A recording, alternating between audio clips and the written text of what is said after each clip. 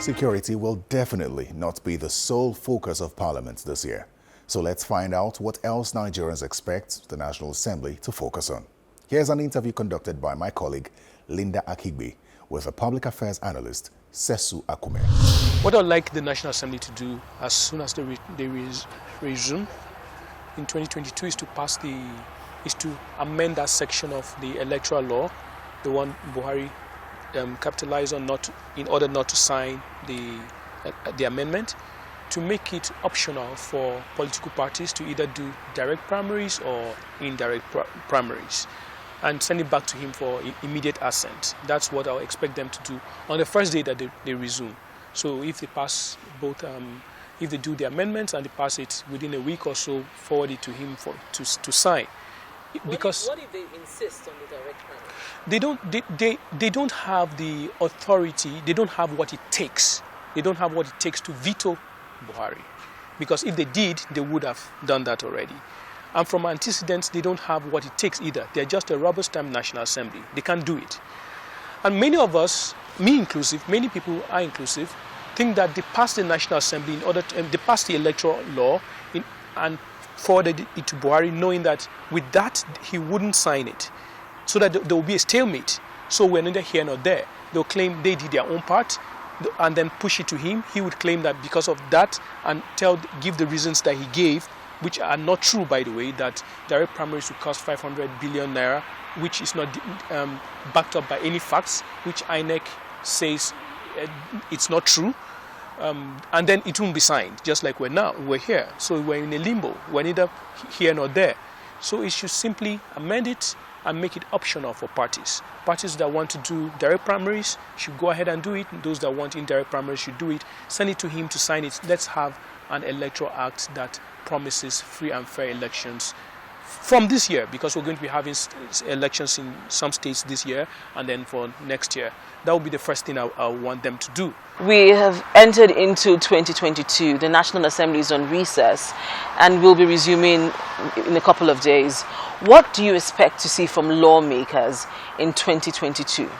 Make provision in the constitutional amendment for a referendum. We have a constitution that doesn't give the voice back to the people. But remember that this same constitution says that sovereignty lies in the people. And it is from we, the people, that the government derives its own authority through the constitution. That's section 4, section 14, subsection 2. And then it goes further to say the duty of government is security and welfare.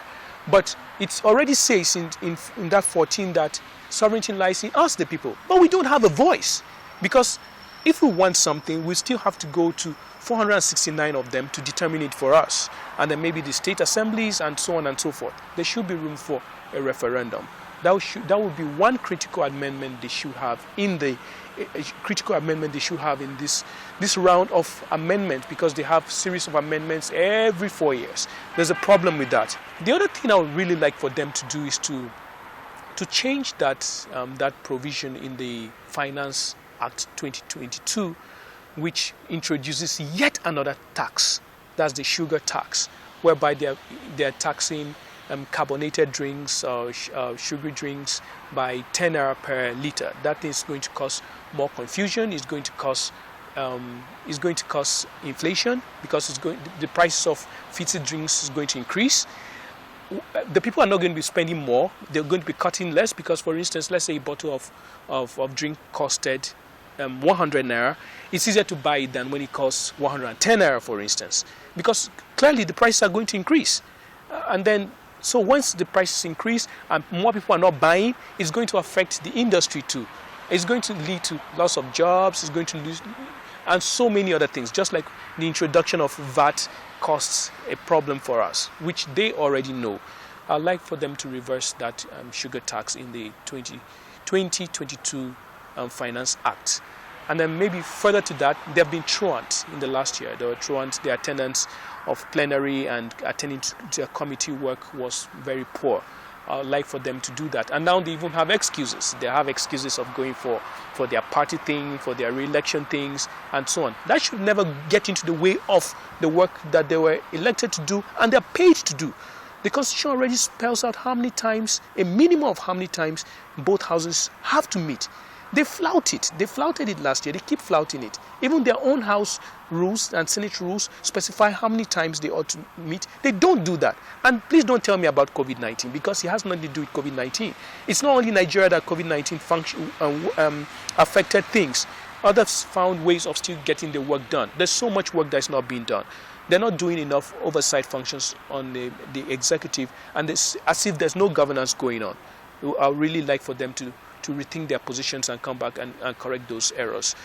Now, talking about apathy by lawmakers, we witnessed that in 2021. We had a situation where we didn't see as much lawmakers attending plenary sessions. Plenary sessions are getting scantier and scantier. You know, what do you think is responsible for this? I cannot tell why the truancy. I think even they are not inspired by the kind of work they do, because they are a rubber-stamped National Assembly that simply passes whatever the executive wants without scrutiny. I think they have very poor leadership from the Senate President and the Speaker, who already declared that they are there to defend the interest of Buhari instead of defending the interest of Nigerians and being loyal to Nigeria and Nigerians and their constituencies. I think that's where they got it all mixed up. So once you get things mixed up that way, that's how there's going to be apathy. And when things get wrong, that's how they keep getting wrong. But do you see this repeating this year, since we're going into an election year? There is that tendency for it to repeat, and that's why we're calling on them to not do same, and calling on Nigerians to call on them to do their job, because we cannot shut down a whole year up to May of next year simply because there are going to be elections. People have work to do.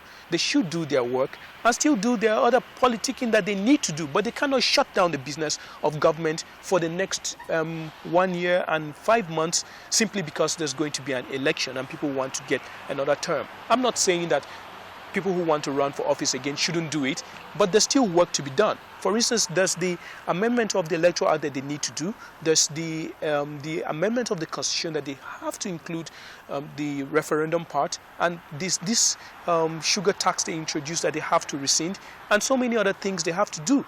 There's that bill about mental health issues that is just lying down there that nobody's looking at.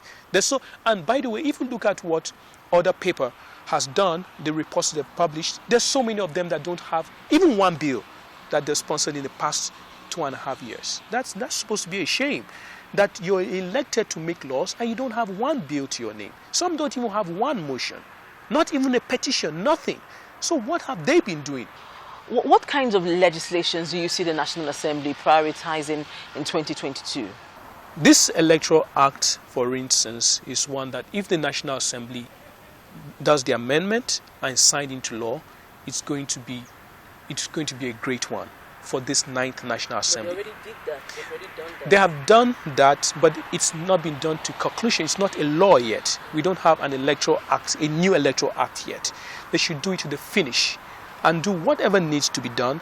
Make the amendment that was requested, or on the basis of which an excuse was made to reject it, correct that, and simply let's have an electoral law, because we can never afford not having a new electoral law this time, so that we can start having credible elections going forward.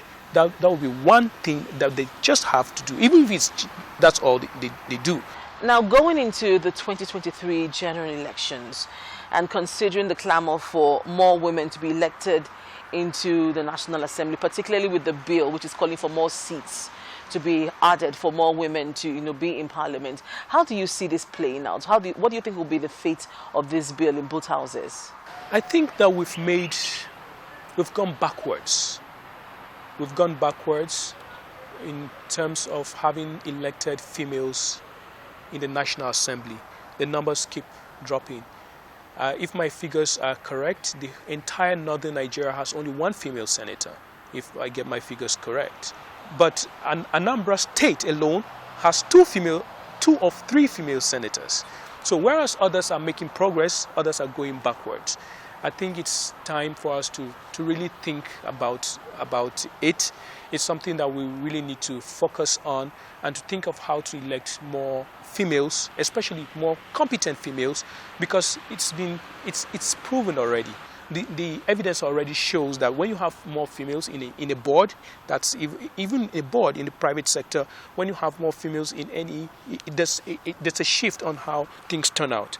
And so we actually do need more females in the National Assembly. We do need more females even in the state legislature. We need more females in elected positions. I'm not saying this to sound nice. It's just about what the evidence says. This administration has been criticized for its borrowings, the level of borrowings, and the National Assembly has been approving these borrowings.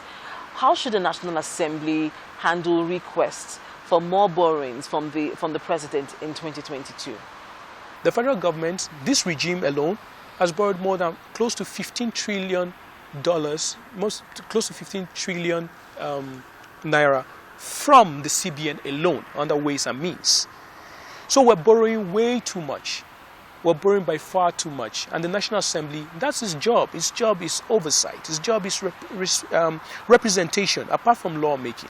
So, and it's their job to approve loans, but they don't seem to scrutinize anything. They don't seem to ask any questions. Once the applications come, they simply pass them without any form of, I don't see any form of debates. They're putting Nigeria into trouble. And we're running a country based on loans. And then the loans, we use them to run recurrent expenditure. And the recurrent expenditure is even increasing instead of decreasing. So we use the monies we borrow to run recurrent expenditure, run a bloated government. We use it to service loans. And the percentages we're using in servicing loans is even increasing. So when people say that we're borrowing money to build infrastructure, that's not correct, because much of it goes into running recurrent and paying the loans. I think that they shouldn't approve more loans now. We should look at the performance of the ones we've borrowed in the past, how we're paying them, and not put ourselves into more trouble. Well,